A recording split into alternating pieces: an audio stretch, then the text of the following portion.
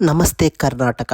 ಎಂಚೆ ಉಳ್ಳಾರ್ ಸೌಖ್ಯತೆ. ಇವತ್ತು ನಾನು ಹಾಸನದಿಂದ ಬೇಲೂರು ಕಡೆ ಹೋಗ್ತಾ ಇದ್ದಾಗ ದಾರಿ ಮಧ್ಯದಲ್ಲಿ ಒಂದು ಬೋರ್ಡ್ ನೋಡಿದೆ.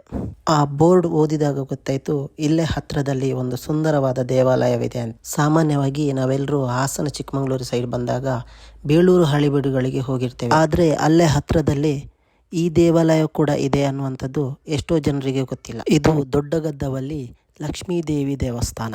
ಇದು ಹಾಸನ ಸಿಟಿಯಿಂದ ಸರಿಸುಮಾರು 20 ಕಿಲೋಮೀಟರ್ ದೂರದಲ್ಲಿದೆ.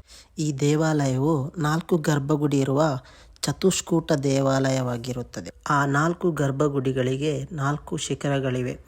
ಆ ಶಿಖರಗಳನ್ನು ಮೆಟ್ಟಿಲಿನ ಆಕಾರದಲ್ಲಿ ಕೆತ್ತಲಾಗಿದೆ.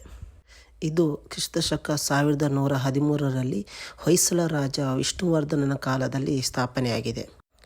ನಮ್ಮ ಕರ್ನಾಟಕ ರಾಜ್ಯವನ್ನು ಹೊಯ್ಸಳರು ಆಳ್ವಿಕೆ ಮಾಡಿದ್ದಾರೆ ಎನ್ನುವುದಕ್ಕೆ ಬೇಲೂರು ಹಳೆಬೀಡಿನಂತೆಯೇ ಈ ಜಾಗವು ಸಾಕ್ಷಿಯಾಗಿದೆ ಅಂತ ಹೇಳುತ್ತಾ ಈ ವಿಡಿಯೋವನ್ನು ಇಲ್ಲಿಗೆ ಮುಗಿಸ್ತಾ ಇದ್ದೇನೆ. ಧನ್ಯವಾದ ಕರ್ನಾಟಕ. ಸೊಳ್ಮೆಲು.